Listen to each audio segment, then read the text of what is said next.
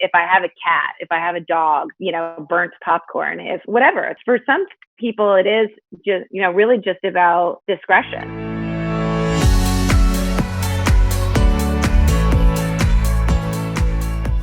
Hi babes, Lady Silverstone here, and welcome to my podcast, where we're trying to demystify cannabis, one conversation at a time. In this episode, we're talking about why some of us want to be discreet when it comes to dissent of cannabis, the Safe Banking Act in the US, and the movement Women Grow with our guest today. She's a senior director of O.M.I Industries, a 30-year-old company that created Cannabolish, which is a plant-based scent remover, and she's also a supporter of cannabis women activists in the US. Let's welcome Melinda. I hope you enjoy it. Hi there. Hello, good morning, good afternoon. Thank you for joining my podcast, and so early in the morning, but it's not too early though for you. I mean, 11 is... No, it's totally fine. So where are you based on the east side then? I live in Washington, D.C. area, and then our company is headquartered in Chicago. Okay, is it really far? Chicago is the Midwest, so kind of middle of the country, but not far. Like the plane ride is an hour and a half, 2 hours, so not long. Okay. Yeah, that's the thing. Like the US landscape is just so huge that it's hard for like Europeans to really understand. Like, it's like going to another country here, you know? Yes, and sometimes it feels that way too when you go to other places in the country. You feel like, where am I? This is so different than where I live. But yeah. Oh, I can totally imagine. Because I come from Sweden, so the north of Europe in Scandinavia, and the climate is obviously so different, and it's the same in the US. The north and the south is just two different worlds. And even the East Coast and the West Coast, right? Yes, because pretty much all of California, which is most of the West Coast, has a really mild climate along the coastline. And then you get in further and it gets hotter and drier. And then the Pacific Northwest, like Washington State and Oregon, are very almost like rainforesty. They're very, damp, very beautiful, very lush, but like Ireland, like it's really green and beautiful, but not a lot of sunshine. I had no idea that was the climate over there. Like the nature looked like that. Oregon is absolutely beautiful, and Washington State too, just absolutely beautiful with the mountains and the forests, and it's so green. There's a lot of cannabis growers up there because the climate is good for them, especially in Oregon. There's a lot of outdoor grows because it's good climate, and because it doesn't get real hot and it doesn't really get real cold unless you're up in the mountains. So it's really pretty there. And then California, as you get south, it's a little bit hotter, but it's never hot like here on the East Coast in the summer, like in Washington, D.C. We can get into like really, high temperatures and high humidity, where in California, like they just don't, never gets that hot. No, okay. They have like this better balance. Yeah, so we get really cold, we get snow, we get fall, we get all four seasons. And for me, a little bit more, the spring and the summer are a little bit longer. We get a shorter winter, which is nice. But if you go up to like New York and Massachusetts and up north, just like, going to like, northern parts, like where you're from, the winter's longer and it's colder. And so, but I've always wanted to go to Sweden and Denmark. Those are on my list to go and visit, because I think I read so much about the culture and the lifestyle, and it looks so beautiful. So yeah, the landscape is really pretty, and especially Denmark is just beautiful. I mean, it's so tiny and so pretty. They have these many small islands. And then both Sweden and Norway have like so many beautiful archipelagos. So it's just filled with these islands, both in the Baltic Sea on the Swedish coast, and then the big ocean. It's just so beautiful. And with all the fjords and mountains as well. Oh, it's gorgeous. It looks beautiful. So tell us about who is Melinda. The long story. A long story, yes. So I am Melinda Adamec. I work with O.M.I Industries, and we make a product line called Cannabolish.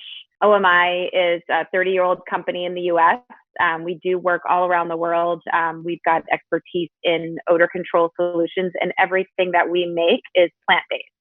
So it's always been plant-based formula that interacts with the odor molecule and breaks it down naturally. And that's a very simplified version of it. We have a chemist, our chemistry teams that develop our solutions. It's much more complicated, but they will work with a particular customer that has a particular odor issue, and they'll look at the chemical compound of that odor, and then they can develop a solution that interacts with that particular odor molecule. And typically, that's our science, is this liquid that then typically gets vented into the air in some way. And that's where our product, interacts with the odor molecules. And we have a cool video I can send to you that shows kind of encapsulation and then breaking it down naturally. And so the result of that interaction with our product and the odor is that the odor is rendered odorless and you're left with no fragrance. So that's what we developed 30 years ago.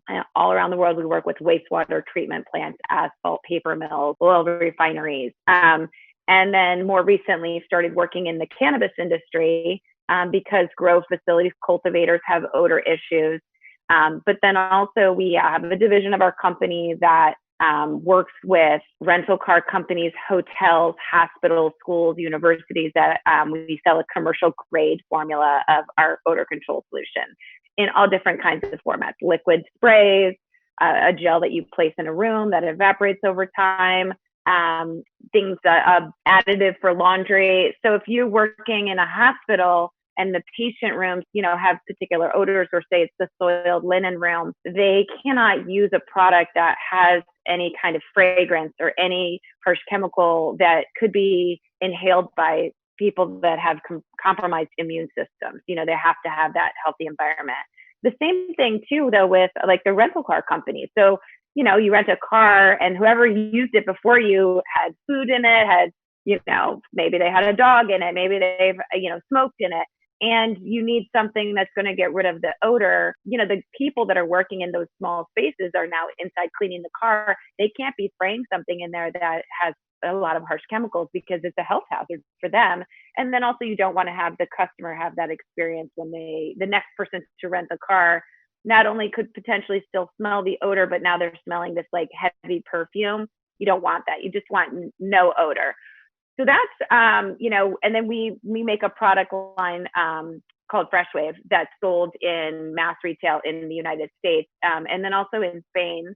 And that's for everyday household odors. And we have all different types of products, from sprays to candles to pet shampoo, more broad spectrum odor control. So back to kind of like the hospitality study and story, when we worked with our car rental company partners and also our hotel partners a few years back, when cannabis was becoming more and more prevalent, recreational and medical, legalization across the US, we started hearing from these customers that not only did they have, still the cigarette smoke odors to get rid of, but now they were dealing with cannabis smoke odors.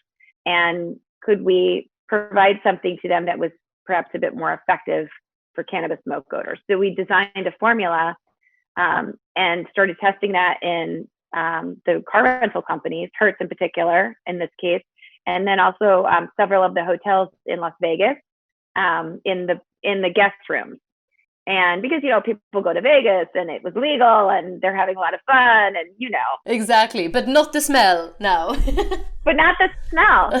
So we designed this formula for our commercial customers. And then kind of around the same time, we had some friends who were in Colorado and California who would reach out to us and say, can I use this other product, Fresh Wave, for cannabis smoke odor removal? Because I do need, my house smells, I consume, I'm a medical patient, or, recreationally, I like to consume. And so we kind of started going, maybe we should use the commercial product and see if that's something that consumers would want to purchase. And so that was probably maybe 4 years ago when we started really thinking about that. And so then we really wanted to be thoughtful about how do we engage with the cannabis consumer in a way that's very authentic to them. So that's when I started looking into, per the direction of my boss, the owner of our company, saying, really look into this and see what we can do. And that's how I started to get interested in the cannabis community. And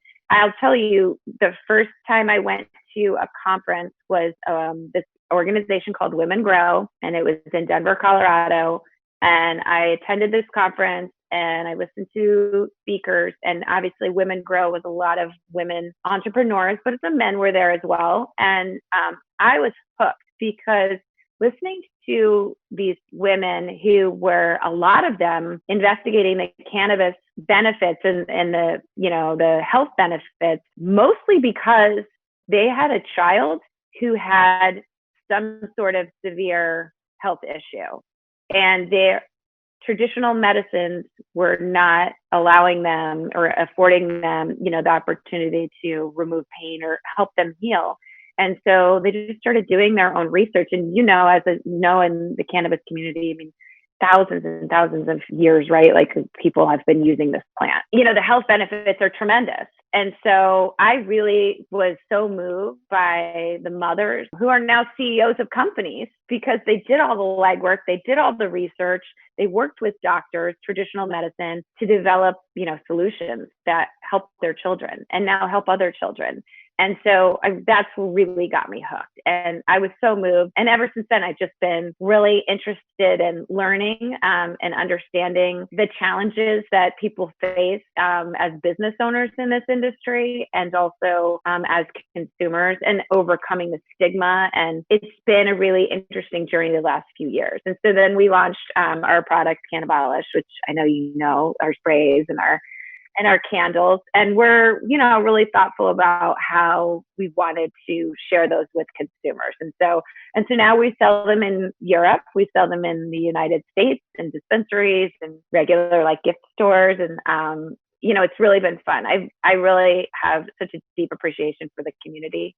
It's a hard business to be in, but the people that are in it are so passionate about it. And I can't wait for the day when we in this country have complete legalization and also decriminalization, because that's another key piece of it, is decriminalization. Yeah, on a full federal level as well, right? Because that's what it takes in the US, right, to get full legalization and full decriminalization. Yes. Yeah. So right now it's been state by state, and some states have both recreational, so adult use, and also medical use and decriminalization. So it seems to be kind of the step-by-step process, but hopefully in the next few years, our government will kind of wake up and realize that there's no reason to be jailing people for using the plants in whatever way, if it's anxiety relief, if it's pain relief, if it's, instead of alcohol, if it's just, they're microdosing, whatever, to sleep at night. I know during this whole pandemic, I've heard from so many people asking me, moms, women that are kind of my age, who have never consumed before, asking me questions about, I really want to go look into something because I can't sleep at night, or I have anxiety, or I'm having, pain, or, I just want to replace alcohol with something. I don't feel like I should be drinking as much. It doesn't seem to be as healthy, or I'm reading about the health benefits of cannabis. And so I think that's such an interesting conversation, where I don't think that conversation would have taken place 3 or 4 years ago. Yeah, definitely. How is it in your state? Is it legal? So Washington, DC, it is legal, and there are dispensaries, but it's a kind of an odd ball.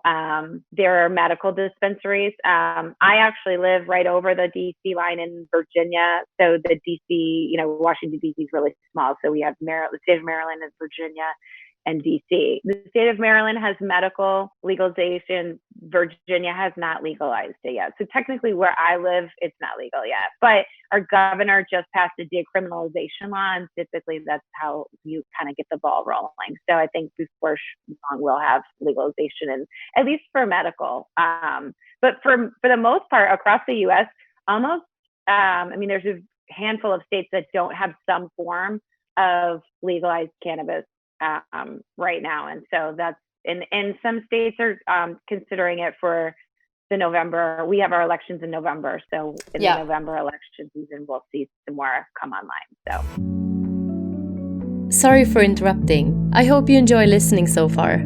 Please check out my account Lady Silverstone at patreon.com so I can continue creating cannabis content for you.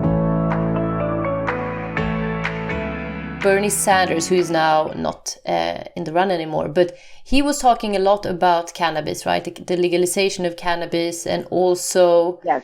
I don't know, there is a specific name in English, a word in English, but when you basically like remove the charges of the people that are now sitting in jail for cannabis. Yeah.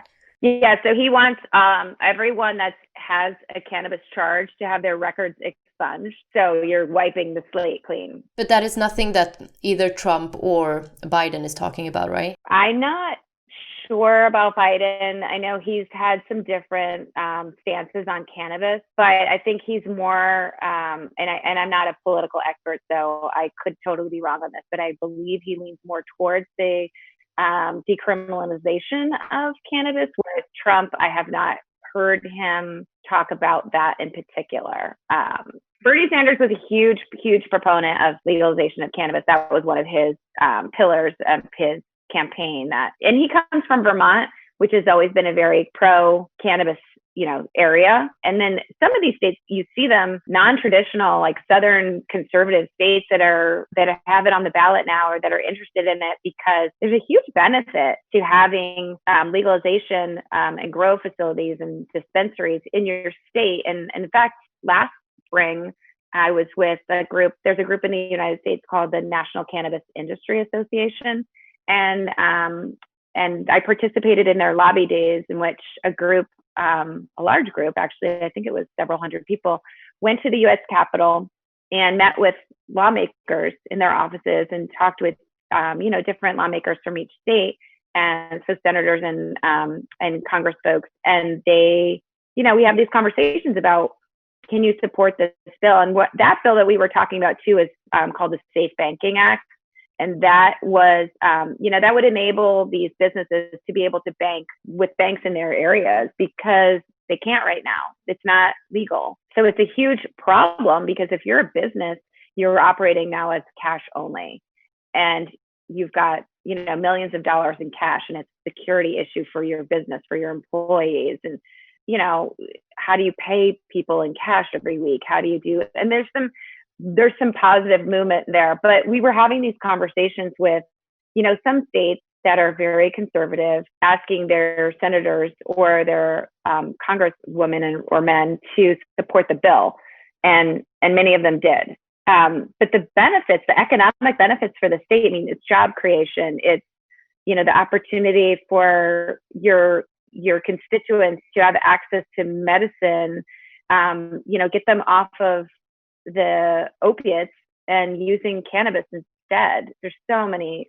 benefits, veterans benefits, so there's so many, positives about bringing that into your state. And I'm not a political expert by any means, but just participating in that one day was really eye-opening for me. So I think that a lot of the states in the U.S. are starting to see the economic benefits, especially now, because we're obviously having going through a very difficult period economically and personally, and, health, the global pandemic. So I think that might, we might start to see some states open up and looking at that, because, quite frankly, like, how can you ignore those benefits? Oh, definitely. And how many millions of people isn't it now in the US that are unemployed, and especially now since the pandemic? I think it's a huge rate. Yeah. It's a huge rate. Yeah. Like we've never seen, in years. Yeah. When I see those numbers, wow. Isn't it even worse than 2008? It's worse. Yeah. So it's tough. Luckily, during the pandemic, the cannabis businesses were deemed as essential, thankfully, because patients needed access to their medicine, right? But it was a very tumultuous few months. There was an analyst group that was doing weekly webinars, and they were looking at the transactional data and the trends across Colorado and California, which are two of the biggest cannabis recreational cannabis markets. And so they have access to the data that are coming right from the stores. So I attended those weekly, and it was really interesting to see the trends and kind of what was happening. But because business had to adjust, just like everywhere, right? Like, they weren't set up for online shopping. They weren't set up for delivery. They weren't, they didn't know how to make their stores safe, for people to be able to access them. So all those kind of systems had to be put in place. And that was definitely kind of a hiccup. And then as those things got in place, you started to see it kind of come back online. And what was interesting too, in Colorado, there was a day when, in fact, I remember I get a text from a couple of colleagues and they said, you better, prepare yourself because Denver stores are being closed. The governor is closing them, or the mayor. And was maybe within 6 hours, there was a rush to the stores and lines out the door, not social distancing, because people were panicking. It was all these people going to the stores to try to stock up, and within 12 hours, they reversed that decision. But never mind, we're going to stay open. So that was kind of you saw this huge spike and then a huge dip and then huge spike again in the sales data. So it's been an interesting, and we're starting to see it now kind of as we're coming out of that a little bit, and hopefully we won't see another huge spike in the fall. But so we're a little bit behind where you guys are. I know you were kind of coming out of it a little bit before the US was, and all eyes were watching Italy and Spain as you were really hard hit. So how has it impacted the cannabis industry in Spain? We don't have dispensaries here, but we have something that they call cannabis social clubs. So it's basically this loophole in the law where it's not criminalized to use either in your home or cannabis social club. If it's under 5 grams, I think it should be fine. The problem is that it was not considered as essential.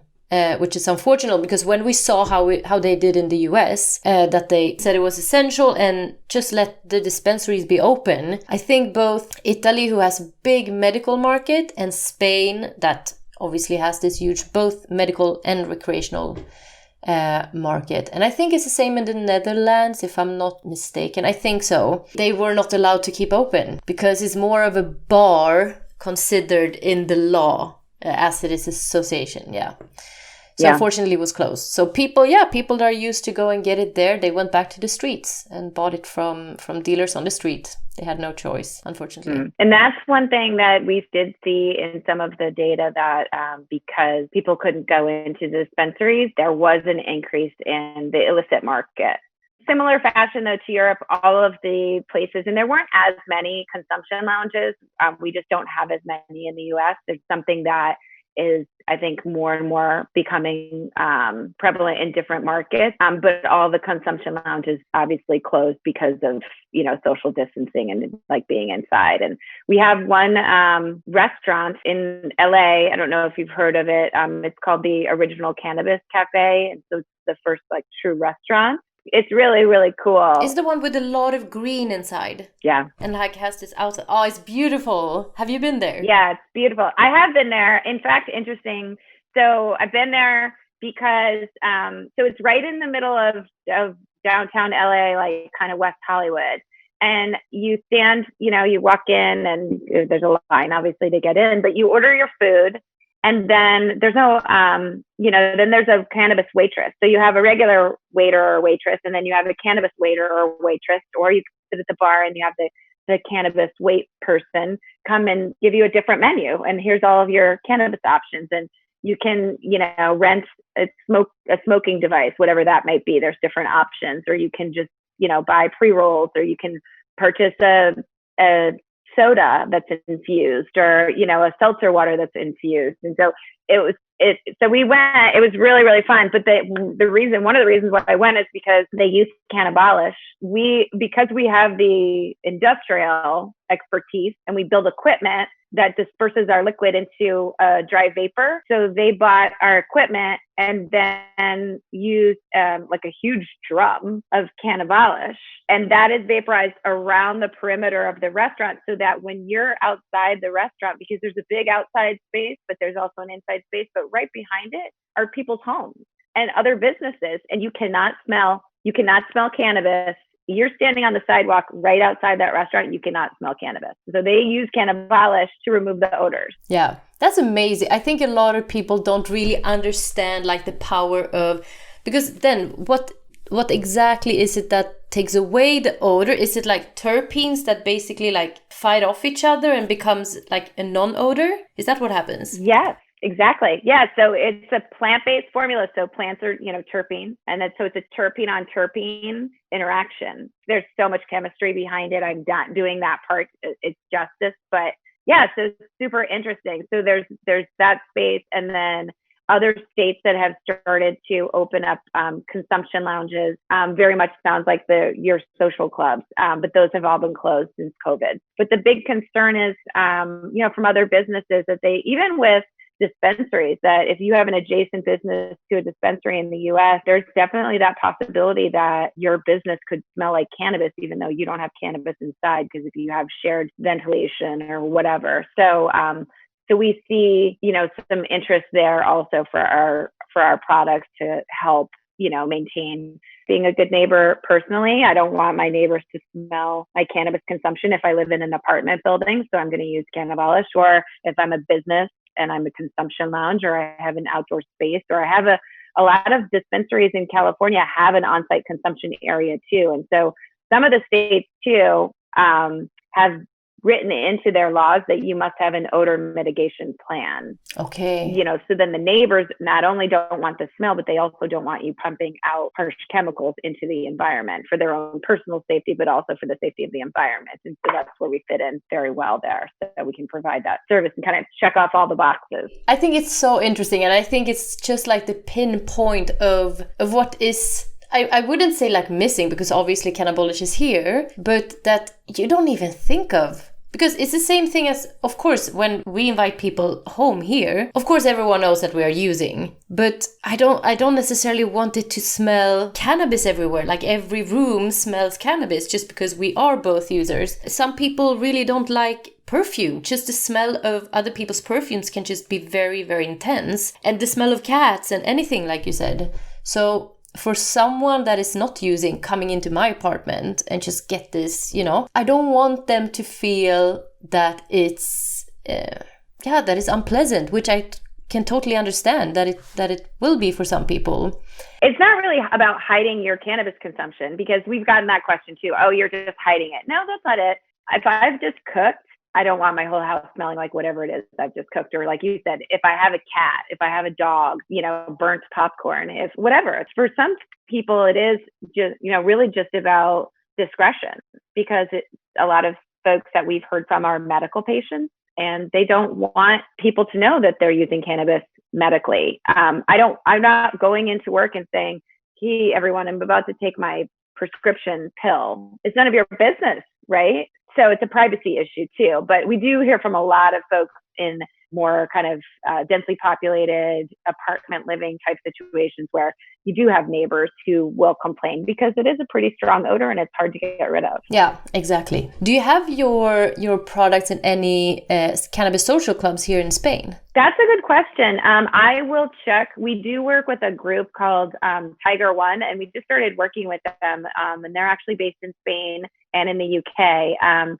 And I will find out and I'll get a list for you. I know they've just started selling our products. They were just starting to sell right before COVID hit. So I think they've kind of had to hit pause a little bit. But I'm starting to see, even on social media, I see pictures of our products popping up, and it's someone from Germany, someone from the UK, someone from Spain. But I will get back to you with a list of where Cannabolish might be found in Spain, hopefully. Yeah, I would love that. Okay, I should write that down somewhere so I don't forget about it, because this cannabis social clubs here in Spain, you are not allowed to see them from the outside. So basically when you enter these places, it's one door, and then you're in this little like kind of lounge that is like 2 square meters, and then you get into the next part, which is a closed down room basically.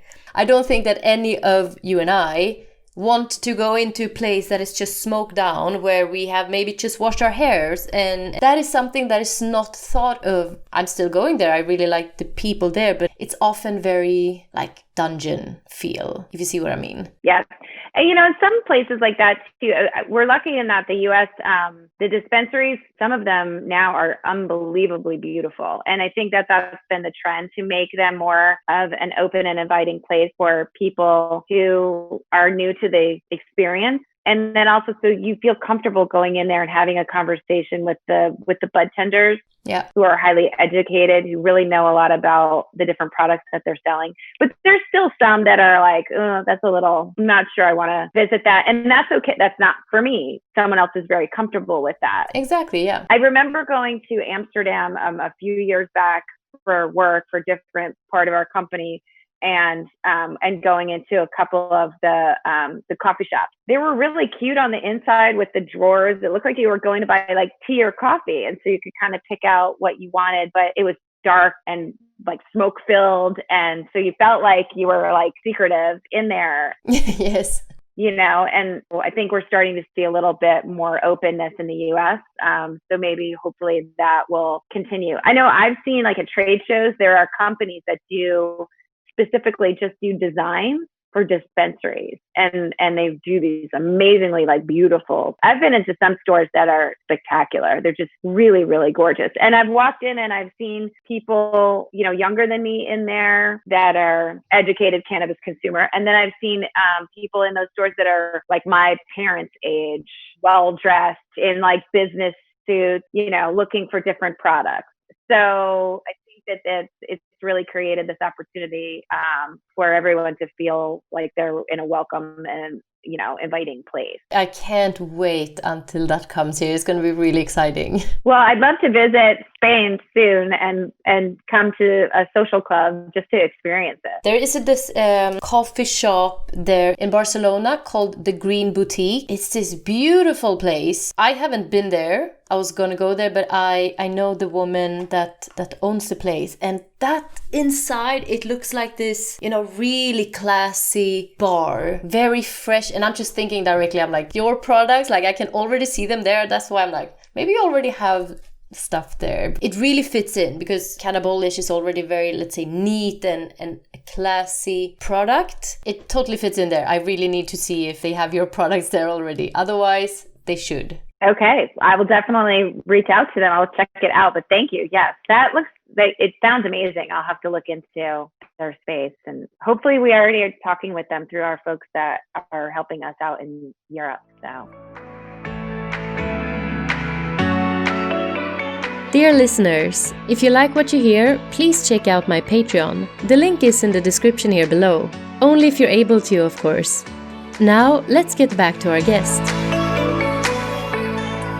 Okay, so I have a question that is more personal to you. So what was your cannabis or relationship to cannabis before you even started working with Cannabolish? Before then, I mean, it's not legal where I live, so I really had no access to it.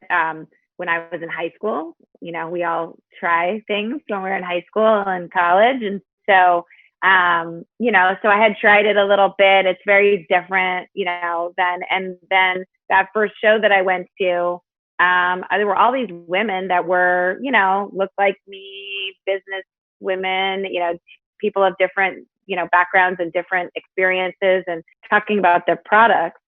And so, you know, I tried a few things. In fact, there was one company that I don't think they're in business anymore, but that one particular day I was at that show, I had some other things going on with other aspects of my work life, and I was so stressed out, and I'm on a different time zone, and I was like, oh, I'm never going to sleep tonight. And this woman said, here, try this. And I was like, oh, I don't really want to get stoned. Like, I don't want to be high and like up all night. She's like, no.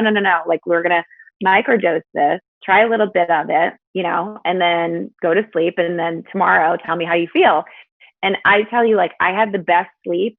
I felt not weird. I didn't wake up like after taking a sleeping pill and hungover or whatever. Just a lot of anxiety relief. I travel quite a lot for work, and I sometimes can't sleep because I'm going from one time zone to another time zone in the US. You know, we have all these different time zones, and then up early for the flight, but then up late because I'm going somewhere that night. And so like sometimes I'll be, you know, up for 18 hours. I'm all screwed up. And then like 2 days later, I'm back on a plane. So it was like the best, most restful sleep that I've had. And I was like, wow. And I didn't feel afterwards. And then since then, you know, after I'm in legal markets or I've been to a dispensary and the bud tender will recommend this, oh, well, if you're going to, do this, like maybe these edibles where it kind of like, makes you feel a little bit more relaxed, a little bit more social, and a little bit. So it's been fun experimenting with all different types of products. I have topicals, I have CBD capsules, but I like that you wake up in the morning and after, 5 glasses of wine, I had a headache. Huge. Consumed a little bit of cannabis and I'm enjoying that, or have had a like cannabis infused drink. I wake up the next day and I feel good. I don't feel like I've had a bad sleep. I have aches and pains, whatever. And some of the topicals that I've had too are really, really helpful. So my experience has been highly positive. I think maybe one time in Washington State and we had gotten a drink. We felt awful. It made us feel awful. And we were like, okay, we're never drinking that again. Maybe we dosed too much of it. I'm not really sure. But otherwise, like every product I've had, I've been so impressed with the quality. So that chemistry and the design. And so also like I love as a marketer, I love looking at all the marketing and how beautiful and how interesting our products have been in the US and in different markets, and the evolution of that. So I'm not like the most connoisseur when it comes to different types of cannabis and strains and things like that. I'm terrible. I should probably learn a little bit more. No, but you have your personal experience with it. I have my personal experience, but I also will, when I go to visit a dispensary, I do really highly trust the recommendations that the budtenders are sharing and the questions that they're asking me about what I'm looking for. Has it always been successful, or has it sometimes been that they recommend you something and you're like, whoa, this was too much? Well, like that drink was like too strong and it didn't taste good. And I don't like to have edibles or consume something that, tastes like I've got this like flavor but then I get this heavy like cannabis taste and, the aftertaste. I don't like the effect. I don't like the, how long it takes to go into effect. And smoking, gives you much more control over what you're dosing and how you feel and how to adjust that feeling. So, I've been with people who will take like 3 edibles and then 2 hours later, they're like, I can't function. I'm so out of it. I got to go to bed, or smoke like so fast and consume too much. So I have different products that have like, I've seen the little mini joints too. So like they're perfect size because I can't, I don't want to smoke like a whole huge joint myself. That's just me. My tolerance is not that high. So it's been fun.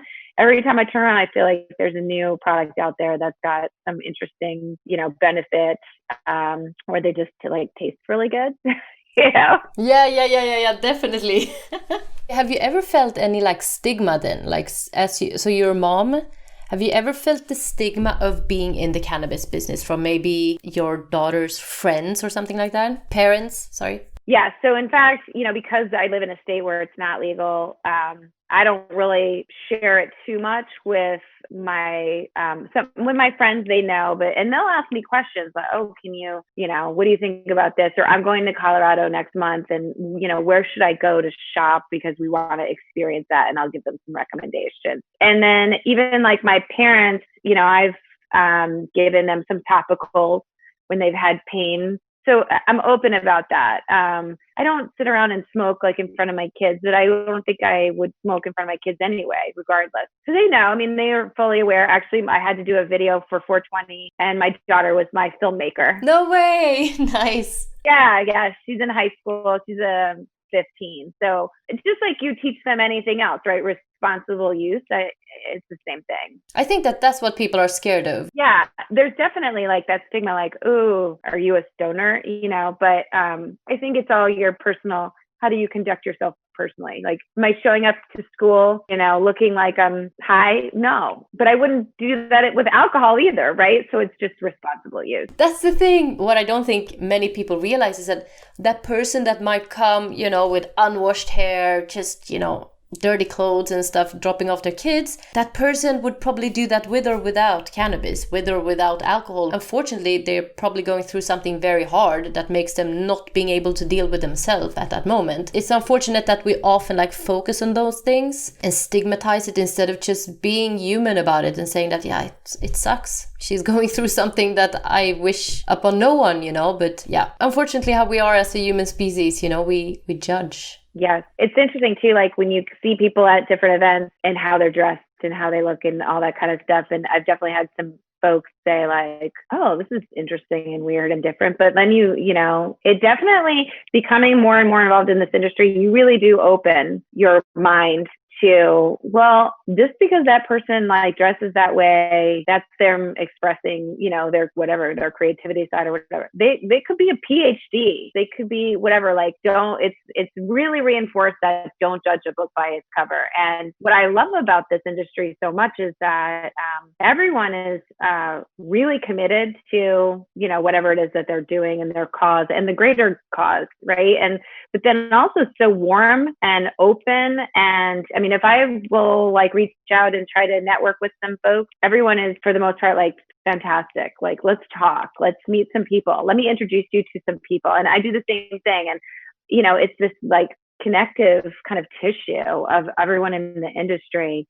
And I love that because I've, worked in other industries and you try to network and, create opportunities to collaborate or do business together. And everyone's kind of like in their silos. And I find in the cannabis industry, it's big, open, welcome, let's have a conversation, let's network, talk, let's be connected. And, because all tides lift all the boats. We're doing well and you're doing well and you're doing well. We're all doing well. Exactly. It's really nice. I'm very happy to see this other part as well, like, because I have never talked to someone that is, you're having a product that is so different from what we're usually thinking of, like what a cannabis product is, right? Most people think of maybe a vape or an edible or a flower company or just CBD oils. To see that you are still really like strongly with the cannabis, both the cannabis cause and also the industry, but also has this thing that it removes the odors. Like, it's this thing that is it's such a lifestyle addition to the cannabis user's life, which is completely new, especially here in Europe. It's a really exciting new product that I think most people will probably have within a few years when they are going to be able to be open about it and won't have, these things, because I think you get more and more conscious about your whole like living standard, like when you're going to be able to like use it freely and so on. You're going to have this nice little box with your stash in. You're going to have, these odor sprays, and you're going to take care of your home in a different way than now. We're just not used to it. We're just used to mix, cannabis with tobacco. Most people in Europe mix still, because it's so expensive as well, and you cannot really find it well. So I just think it's part of this new, really exciting wave of just cannabis users being able to have like a really nice lifestyle along with their usage. Can't wait to see it in more people's homes. Thank you. Yes, we'll do our best. Yes, for sure. Well, I'm gonna let you continue your day, and I will soon start prepare dinner. Well, great. Well, have a lovely evening. It's been so great talking with you. I really, really enjoyed this. Thank you for the recommendations also. So I'll get back to you on where you can find Cannabolish in Spain, hopefully in more places very soon. And I look forward to talking with you again. It would be really nice to have you back on the podcast as well. So have a lovely day, and thank you for joining. Thank you. Thanks. Bye, babe. Take care. Bye. Thank you so much for listening. Please subscribe to my social channels and rate this podcast. And if you would like to support me a little bit extra, it would really mean the world to me. So check out my Patreon profile that I linked in the episode description. It's all thanks to your support that I can continue talking, writing, recording, and making more cannabis content for you and our amazing community. Have an awesome day and lots of love.